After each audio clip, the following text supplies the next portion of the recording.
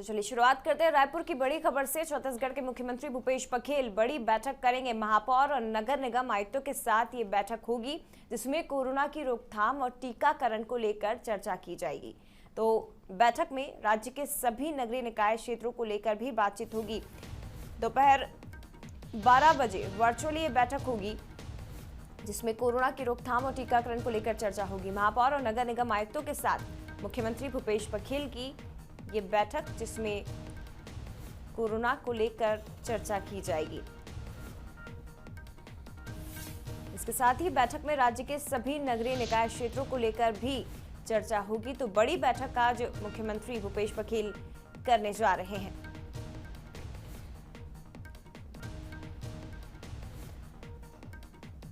रायपुर से ये खबर आपको बता रहे हैं। दोपहर 12 बजे वर्चुअली ये बैठक होने जा रही है, जिसमें महापौर और निगमायुक्तों के साथ बैठक करेंगे मुख्यमंत्री भूपेश बघेल। कोरोना की रोकथाम और टीकाकरण को लेकर चर्चा की जाएगी। तो इस वक्त छत्तीसगढ़ में बड़ी चुनौती बना हुआ है कोरोना।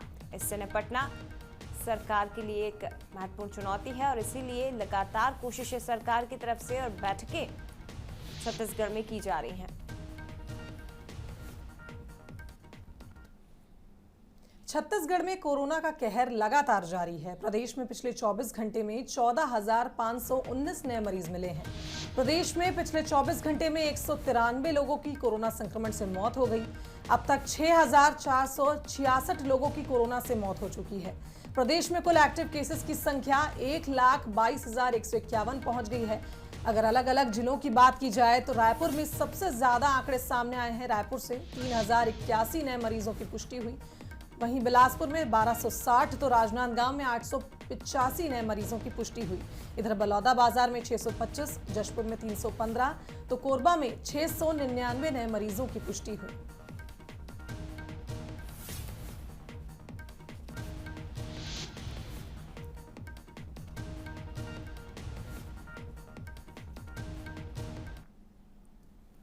और अब देश भर में 1 मई से 18 साल से ऊपर के लोगों को कोरोना का टीका लगाया जाएगा। ऐसे में वैक्सीनेशन को लेकर छत्तीसगढ़ की भूपेश सरकार ने भी प्रदेशवासियों को एक बड़ी राहत दी है। 18 साल से ऊपर के सभी लोगों को सरकार ने मुफ्त में टीका लगाने का फैसला लिया है। वैक्सीन का भुगतान राज्य सरकार करेगी। सीएम भूपेश बघेल ने ट्वीट कर इसकी जानकारी दी। उन्होंने ट्वीट में लिखा है कि लोगों के जीवन रक्षा के लिए वो हर संभव कदम उठाएंगे। केंद्र सरकार से अनुरोध है कि पर्याप्त संख्या में वैक्सीन की उपलब्धता सुनिश्चित करें।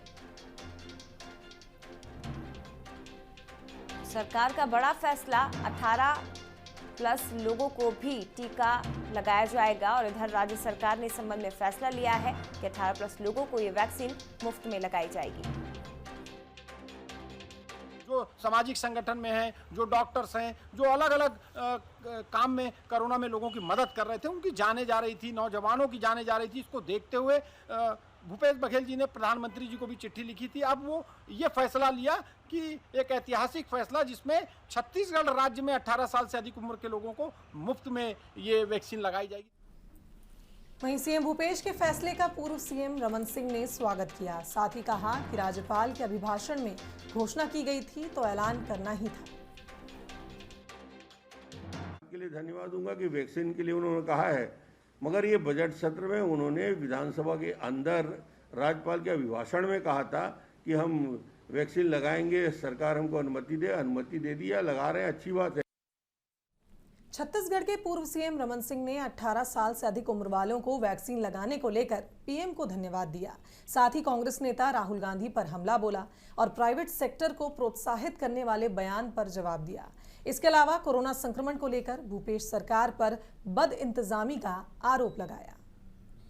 दुनिया का सबसे बड़ा वैक्सीनेशन कार्यक्रम आज हिंदुस्तान में चल रहा है और 18 साल की उम्र तक के लोगों के लिए वैक्सीन के कार्यक्रम की शुरुआत छत्तीसगढ़ में हो रही है, पूरे देश में हो रही है।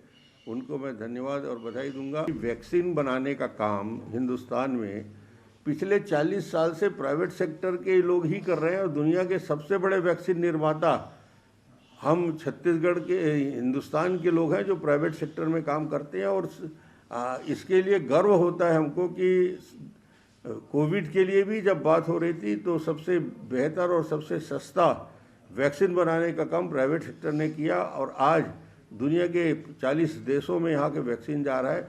जहाँ जहाँ राज्य सरकारें असफल हुई है उनको अपने मुख्यमंत्री को तो बोलना चाहिए कि भिलाई स्टील प्लांट हिंदुस्तान का सबसे बड़ा ऑक्सीजन का प्लांट जिसके पास है, उसके बाद भी छत्तीसगढ़ के मरीज बिना ऑक्सीजन के मर रहे हैं। ये व्यवस्था की चूक है और इसका कारण है कि मुख्यमंत्री एक दिशा में चल रहे हैं, स्वास्थ्य मंत्री एक दिशा में चल रहे हैं, दोनों मीटिंग में एक साथ बैठ नहीं सकते। वेंटिलेटर आया है, गवर्नमेंट ऑफ इंडिया ने वेंटिलेटर दिया है, उसको ऑपरेट करने वाले नहीं। पैसा वाला आदमी तो ब्लैक में 30,000 में दवाई खरीद रहा है रेमडेसिविर का, और गरीब आदमी इसके बिना उसकी मौत होती है। तो क्या सरकार इस व्यवस्था को सुनिश्चित नहीं करे? 20,000 आज आने वाला है, कल से बोल रहे हैं, 3 दिन से बोल रहे हैं। उस 20,000 में गरीब मरीजों के लिए हम रेमडेसिविर का इंजेक्शन की व्यवस्था करेंगे, इस बात की घोषणा क्यों नहीं होती? और छत्तीसगढ़ में लॉकडाउन के पालन को लेकर सीएम भूपेश बघेल ने श्री राम का उदाहरण देते हुए लोगों से अपील की है। सीएम भूपेश ने ट्वीट कर लिखा है कि जैसे श्री राम ने वनवास पूरा कर रावण को मारा, ठीक वैसे ही हमें लॉकडाउन का पालन कर कोरोना को हराना है। वनवास काल के दौरान श्री राम छत्तीसगढ़ में जिस मार्ग से गुजरे थे उसे राज्य सरकार राम वन गमन पर्यटन परिपथ के रूप में विकसित कर रही है। श्री राम ने संयम और सहनशीलता से 14 सालों का वनवास पूरा किया है। संसाधनों और कम सेना के होते हुए भी लंका नरेश रावण पर उन्होंने विजय हासिल की। विश्वव्यापी कोरोना महामारी के संकट में हमें उसी आदर्शों का पालन करना है। देश में रामनवमी मनाई गई, लेकिन दूसरी तरफ कोरोना का संकट भी गहराया जा रहा है। तो छत्तीसगढ़ के मुख्यमंत्री भूपेश बघेल ने एक भगवान श्री राम का उदाहरण देते हुए कोरोना से लड़ाई लड़ने के लिए प्रदेश की जनता को प्रेरित किया है और कहा है कि भगवान श्री राम ने जैसे 14 साल का वनवास खत्म किया था, रावण दहन किया था, उसी तरह से हमें कोरोना से जंग जीतनी है। छत्तीसगढ़ में कोरोना के आंकड़े और जांच को लेकर विपक्ष ने सवाल खड़े किए। दूसरी तरफ सरकार का कहना है कि जांच में तेजी लाने की कोशिश जारी है। सवाल ये भी है कि क्या ऐसे समय में सत्ता पक्ष और विपक्ष राजनीति छोड़कर इस जंग में साथ नहीं आ सकते? प्रदेश में कोरोना के बढ़ते मामलों के बीच कोरोना सैंपल की जांच और रिपोर्ट की पेंडेंसी भी बढ़ती जा रही है। लैब में हजारों कोरोना सैंपलिंग पेंडिंग होने के कारण RT-PCR जांच रिपोर्ट आने में हफ्ते भर से ऊपर का समय लग रहा है। इधर हफ्ते भर से टेस्ट रिपोर्ट नहीं मिलने से संभावित मरीजों की हालत चिंताजनक बनी हुई। वहीं समय पर रिपोर्ट नहीं मिलने से संक्रमण फैलने का खतरा भी बढ़ गया है। इस पर अब सियासत भी जमकर हो रही है। पूर्व सीएम रमन सिंह ने सरकार पर जानबूझकर टेस्ट कम करके आंकड़े छुपाने का आरोप लगाया है। जिले के कम से कम 100 गाँव में बात कर चुका हूँ, एक विधानसभा नहीं 8 विधानसभा में सभी जगह से रिपोर्ट आ रही है कि कहीं भी टेस्ट किट नहीं पहुंचा है, जांच बंद हो गए। कहीं भी आइसोलेशन के लिए गांव में 3-4 पंचायत के बीच में हमने कहा था कि आप आइसोलेशन वार्ड बनाइए, पंचायत भवन को करिए, वहाँ रखिए, मगर लोग घर में रुक रहे हैं और इसलिए एक विस्फोटक स्थिति जो बनती जा रही है। टेस्ट होने के बाद 6 दिन बाद यदि रिपोर्ट आता है, 6वें दिन 7वें दिन 7 दिन तक वो कितने लोगों को इन्फेक्शन देगा, कितने लोगों को बीमारी दे देगा, इसकी कोई गिनती करने वाला नहीं है। उधर सरकार का कहना है कि इसमें तेजी लाने लगातार कोशिश हो रही है।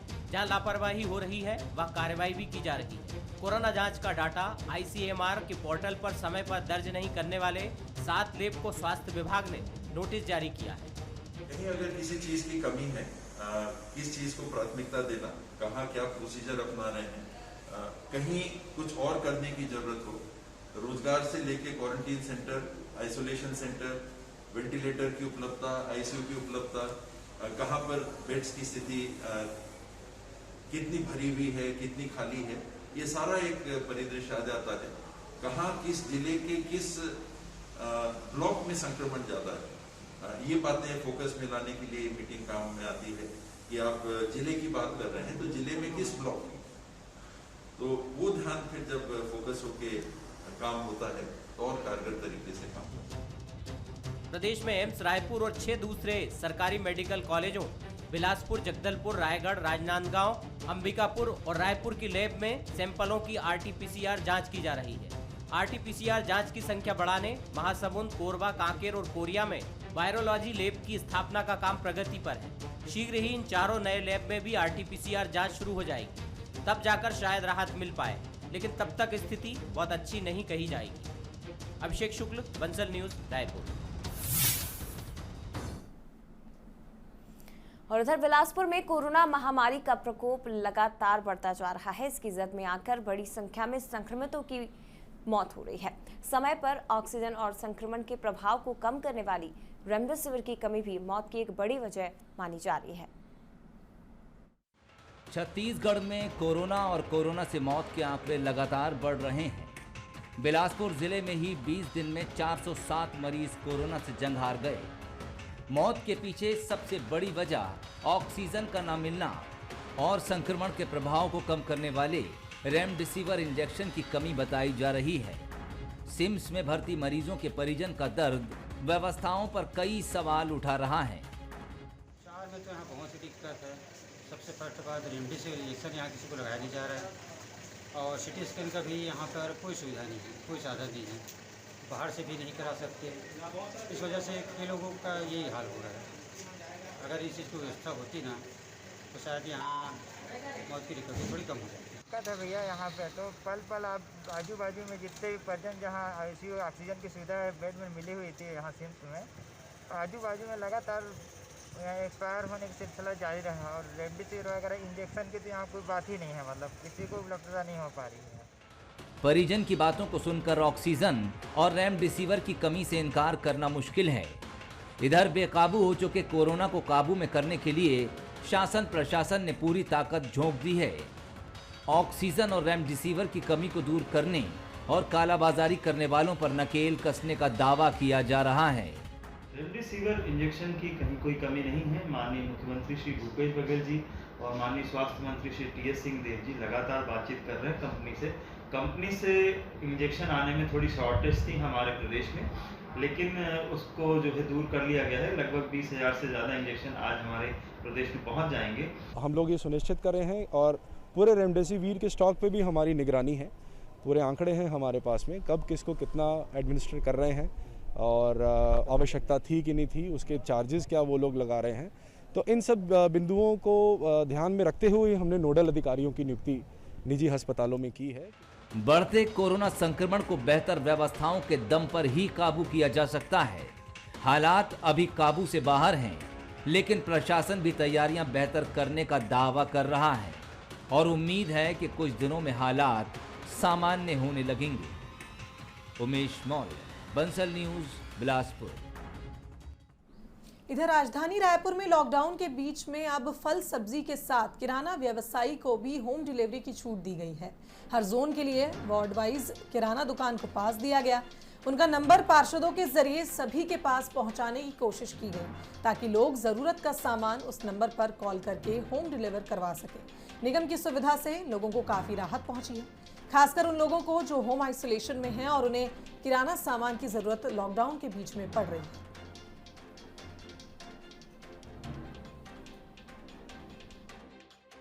के लिए नगर निगम द्वारा बकायदा सभी वार्डों में 7 वार्डों में ऐसी सूची तैयार की गई है। सब्जी विक्रेता लोग को पास बना के दिया गया है, फल वालों को पास बना के दिया गया है, राशन वालों को जो होम डिलीवरी राशन लोगों को देना चाहते हैं, लोग अपने घर से बाहर ना निकले। ये नंबर उस नगर निगम के द्वारा बकायदा सूची जारी की गई है। लोगों पॉम्पलेट के माध्यम से लोगों को जानकारी दी जा रही है। पॉम्पलेट भी नगर निगम के द्वारा बनाया गया है। किराना व्यवसायी हूँ, रायपुर अवंतीबाई चौक से, लोधीपुरा चौक में मेरी शॉप है और नगर निगम जोन 3 द्वारा मुझे पास दिया गया है लोगों को होम डिलीवरी देने के लिए सामान की, जो जिनको आवश्यकता है। इस मुश्किल की घड़ी में हम उनके साथ हैं। आपको जब भी जो भी सामान लगे आप हमें निश्चिंत होकर कॉल करिए। और कोरोना काल में भी अस्पताल प्रशासन लापरवाही से बाज नहीं आ रहे हैं। बिलासपुर में आलम यह है कि अस्पताल में एडमिट कोरोना पॉजिटिव मरीजों को अस्पताल से छुट्टी देने के लिए दबाव बनाया जा रहा है। जब परिजनों ने इसका विरोध किया तो अस्पताल प्रबंधन ने देर रात ऑक्सीजन की सप्लाई ही बंद कर दी। ऑक्सीजन बंद होते ही मरीजों की हालत बिगड़ने लगी तो मरीजों के परिजनों ने जमकर हंगामा शुरू कर दिया। इधर शिकायत मिलने के बाद CMHO डॉक्टर प्रमोद महाजन निरीक्षण के लिए पहुंचे, तो वहीं प्रमोद महाजन ने अस्पताल प्रबंधन को लापरवाही बरतने पर कार्रवाई और लाइसेंस कैंसिल करने की चेतावनी दी। तो सीएमएचओ डॉक्टर प्रमोद महाजन निरीक्षण के लिए पहुंचे। अस्पताल के डॉक्टर प्रमोद महाजन ने अस्पताल प्रबंधन को लापरवाही बरतने पर कार्रवाई और लाइसेंस कैंसिल करने की चेतावनी दी। आपको बता दें, ऑक्सीजन बंद होते ही कई मरीजों की हालत गंभीर हो गई। हमारे रिश्तेदार भर्ती हुए हैं। कल परसों किसी मरीज से पैसे के लेन देन का इनका विवाद हुआ है। कल रात से ऑक्सीजन बंद कर दिए हैं, जिनका पल्स रेट एकदम ऑक्सीजन रेट जो गिरा हुआ है। ऐसे में आदमी मर जाएगा। बिना बताए बोल रहे हैं अभी तुरंत ले जाओ। तमाशा बना लिए हैं लोग। ऐसे अस्पताल को तुरंत बंद कर देना चाहिए। ऐसा नहीं करना चाहिए। सुनने में नहीं आना चाहिए। भले ना दिया हो वो बात अलग है, लेकिन ऐसा सुनने में नहीं आना चाहिए कि ऑक्सीजन बंद कर दिया जाएगा। कार्रवाई लाइसेंस कैसे कर देंगे? कलेक्टर साहब ने ऑर्डर कर दिया है ना। ऐसी लापरवाही नहीं होनी चाहिए। इधर रायगढ़ जिले में 45 साल से अधिक उम्र के लोगों के वैक्सीनेशन का लक्ष्य लगभग पूरा हो चुका है। स्वास्थ्य विभाग के मुताबिक वैक्सीनेशन के मामले में रायगढ़ अब पूरे प्रदेश में दूसरे स्थान पर है। यही वजह है कि जिले में अब वैक्सीनेशन की रफ्तार कम हो गई है। 95% लोगों को वैक्सीन लगने के बाद अब दूसरे जिलों में ज्यादा फोकस किया जा रहा है। वहीं अब स्वास्थ्य विभाग ने 1 मई से 18 साल के ऊपर के लोगों के वैक्सीनेशन की भी तैयारी शुरू कर दी है।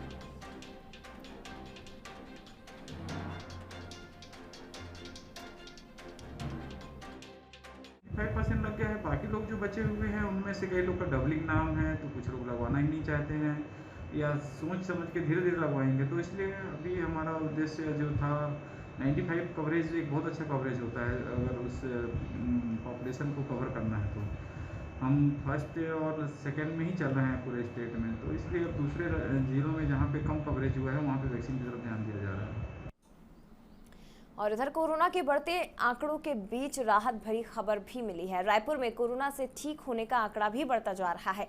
जहां 15,630 मरीज संक्रमित पाए गए तो 15,800 से ज्यादा लोग ठीक होकर घर भी लौटे हैं। रायपुर के इंडोर स्टेडियम से 24 मरीज एक साथ ठीक होकर घर लौटे और उनका फूल मालाओं के साथ स्वागत किया गया। आपको बता दें कि इंडोर स्टेडियम को कोविड हॉस्पिटल बनाया गया है। हॉस्पिटल में मिल रही सुविधाओं के चलते अब मरीज पहले से ज्यादा जल्दी ठीक होकर घर जा रहे हैं। धीरे धीरे आप देखिए लगातार यहाँ पर मरीज ठीक होके जा रहे हैं। अभी जो आज हुआ, आज 24 मरीज एक साथ ठीक होके जा रहे हैं। टोटल 3 ब्लॉक है, ए, बी और सी। सी जो ब्लॉक है उसमें हमारे जो ज़्यादा जिनको तकलीफ है, जिनको ऐसा लगता है कि इनकी बहुत ज़्यादा इनको ध्यान देने की जरूरत है, तो वहाँ उनको रखा जाता है। वहाँ से भी आज करीब 14 मरीज ठीक होके जा रहे हैं। मतलब कुल मिला के हम ये कह सकते हैं कि ये जो हमारा जो जिस उद्देश्य को लेकर यहाँ पर जो हॉस्पिटल बनाया गया था वो हमारा उद्देश्य पूरा हुआ। कोरोना की बढ़ती रफ्तार के बीच समाज सेवी कोरोना की चेन तोड़ने में लगातार लोगों की सेवा में जुटे हैं। पेंड्रा का अस्पताल मेडिसिन ग्रुप ने भी कुछ ऐसा ही कर दिखाया। पहले मुफ्त में लोगों को ब्लड उपलब्ध कराने की सेवा देते थे, लेकिन कोरोना महामारी के बीच मेडिसिन ग्रुप ने लोगों को ऑक्सीजन उपलब्ध कराने का बीड़ा उठाया। ग्रुप के सदस्य होम आइसोलेशन या एम्बुलेंस से रेफर होने वाले हर मरीज को मुफ्त ऑक्सीजन सिलेंडर उपलब्ध करा रहे हैं। ग्रुप की पहल को देखते हुए दूसरे लोग भी उनकी मदद के लिए सामने आए। सेवा भाव को देखते हुए रिफिलिंग का काम करने वाले दुकानदार भी फ्री में रिफिलिंग कर रहे हैं। इसके साथ ही पूर्व मुख्यमंत्री अजित जोगी के निधन के बाद उनकी वैनिटी वैन को रेणु जोगी ने मेडिसिन ग्रुप को दे दिया है। अब वैनिटी वैन एम्बुलेंस के रूप में लोगों की सेवा कर रही है। हमारा ग्रुप हॉस्पिटल ब्लड मेडिसिन विशेषकर अभी कोरोना काल में लोगों को इमरजेंसी के समय पे ऑक्सीजन सिलेंडर उनके घर पे पहुंचा के दे रहा है। हमारे पास लगभग 35 ऑक्सीजन सिलेंडर हैं और हम लगभग रोज अपने सिलेंडरों को रिफिलिंग भी करा रहे हैं और रोज लोगों को पहुंचा भी रहे हैं। हमारा जो ग्रुप है ये पूरी तरीके से नवयुवकों का ग्रुप है और हम पूरी सेवा निःशुल्क करते हैं। हमारी रोज गाड़ियां लगती हैं, हमारे वॉलेंटियर हैं वो गाड़ी चलाते हैं, वो रिफिलिंग करा के लाते हैं, वो मरीजों तक ऑक्सीजन पहुंचाते हैं और हमारी जो एम्बुलेंस है उसमें भी ऑक्सीजन सिलेंडर के साथ मरीजों को हम हॉस्पिटल तक पहुंचा रहे हैं, वो भी हमारी सेवा निःशुल्क। चलिए अब खबर जो है वो छात्रों से जुड़ी हुई है, जहां छत्तीसगढ़ में कोरोना संक्रमण को देखते हुए अब प्रादेशिक और निजी विश्वविद्यालयों में परीक्षा ऑनलाइन आयोजित की जाएगी। परीक्षा ऑनलाइन कराने के उच्च शिक्षा विभाग ने आदेश भी जारी कर दिए हैं। इससे पहले ऑफलाइन परीक्षा का आदेश आया था, जिसके बाद इसे बदल दिया गया। प्रश्न पत्र को स्टूडेंट्स के घर भेजा जाएगा और एक निश्चित समय में वापस मांग लिया जाएगा। परीक्षाएं ऑनलाइन रहेंगी और घर पर ही पेपर भिजवाकर की जाएंगी। स्टूडेंट्स अपने सुविधा के मुताबिक विकल्प चुन सकते हैं। तो कॉलेजों में ऑनलाइन एग्जाम करवाए जाएंगे। इसके चलते गाइडलाइंस जारी हुई। उच्च शिक्षा विभाग ने ये आदेश जारी किए हैं। तो राजकीय और निजी विश्वविद्यालयों में ऑनलाइन परीक्षा का आयोजन किया जाएगा। ऑफलाइन परीक्षा का आदेश वापस लिया गया। खबर कोरबा से है, जहां ट्रिपल मर्डर मामले में पुलिस ने एक नया खुलासा किया है। पारिवारिक विवाद और पैसे के लेन देन के चलते हत्या की गई थी।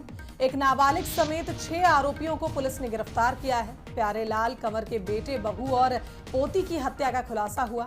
वहीं मध्य प्रदेश के पूर्व डिप्टी सीएम स्वर्गीय प्यारेलाल कंवर के यहां ट्रिपल मर्डर का केस सामने आया।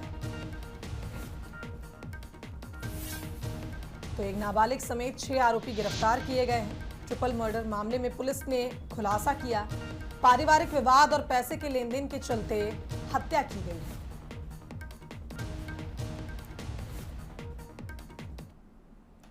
और देश में आतंकवादियों के बाद अब पहली बार नक्सलियों पर एयर स्ट्राइक की खबर सामने आ रही है। छत्तीसगढ़ के नक्सलियों ने सुरक्षा बलों पर एयर स्ट्राइक का आरोप लगाया है। नक्सलियों ने वीडियो और फोटो जारी किए, साथ ही प्रेस नोट के माध्यम से बताया कि 19 अप्रैल को ड्रोन से माओवादियों पर 12 बम गिराए गए हैं। बोतालंका और पाला गुडेम गांव में ड्रोन हमला हुआ था।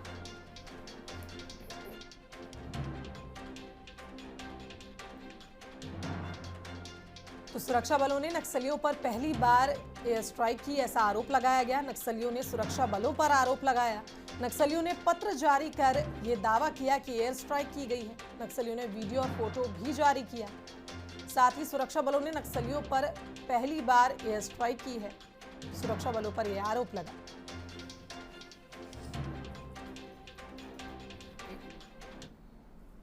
वहीं बीजापुर से खबर, जहां नक्सलियों पर एयर स्ट्राइक मामले में बस्तर आईजी पी सुंदरराज ने खंडन किया। नक्सलियों के आरोपों का उन्होंने खंडन किया। उन्होंने कहा कि बौखलाहट में माओवादी आरोप लगा रहे हैं। नक्सलियों ने हजारों निर्दोष ग्रामीणों की हत्या की है। निर्माण कार्य में लगे वाहनों और मशीनों में आगजनी की है। विकास विरोधी हरकत को अंजाम देकर झूठी ताकत का प्रदर्शन नक्सलियों ने किया है।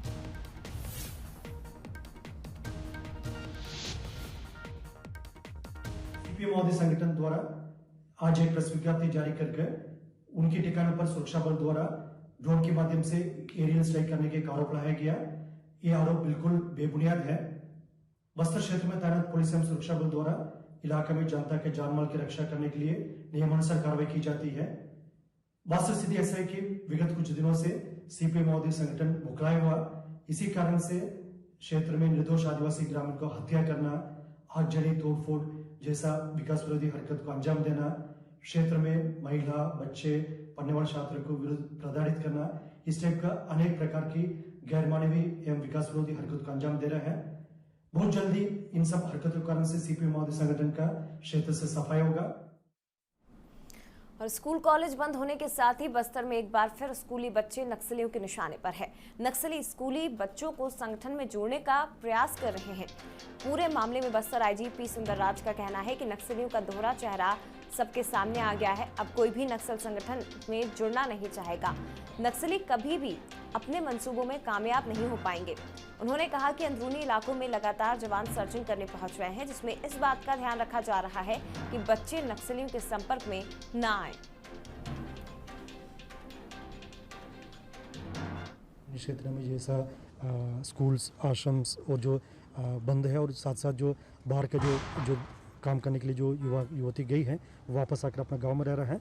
नक्सली द्वारा यदि किसी प्रकार का प्रयास की जाती है उनका अपना संगठन की ओर आकर्षित करने का, लेकिन जनता काफ़ी जागरूक है। उनके असली चेहरे को देख लिए, समझ लिए इतना सालों से। इसलिए जो स्थानीय हमारा आदिवासी युवा युवती और ग्रामीण क्षेत्र में जो हमारा जनता है, नक्सली के इस प्रकार का साजिश में उसके जाल में नहीं फंसेगा। वो लोग काफ़ी जागरूक होकर अपना जनहित में, जो क्षेत्र के हित में काम करेगा, ये पूरा विश्वास उसी की सुनिश्चित करने के लिए हमारा जो सुरक्षा बल दिन रात मेहनत कर रहा है। हमको पूरा उम्मीद है जो इस टाइप का जो महामारी की परिस्थिति में जो दूसरे जो ताकत है, इसको किसी प्रकार का फायदा ना उठाए, उसके लिए आवश्यक कदम उठाए जा रहे हैं। वहीं खबर बीजापुर से, जहां जवान के अपहरण की सूचना मिली है। मुरली ताती उप निरीक्षक के अपहरण की सूचना मिली है। आपको बता दें, नक्सलियों ने जंगल से अपहरण किया है। सूत्रों के हवालों से खबर है कि बस्तर जिले में कौलिंग थाना में ये जवान तैनात था जिसका अपहरण किया गया। अपने गृह ग्राम बीजापुर जिले ये जवान गया हुआ था। गंगालूर थाना के पालनार गांव का ये मामला बताया जा रहा है।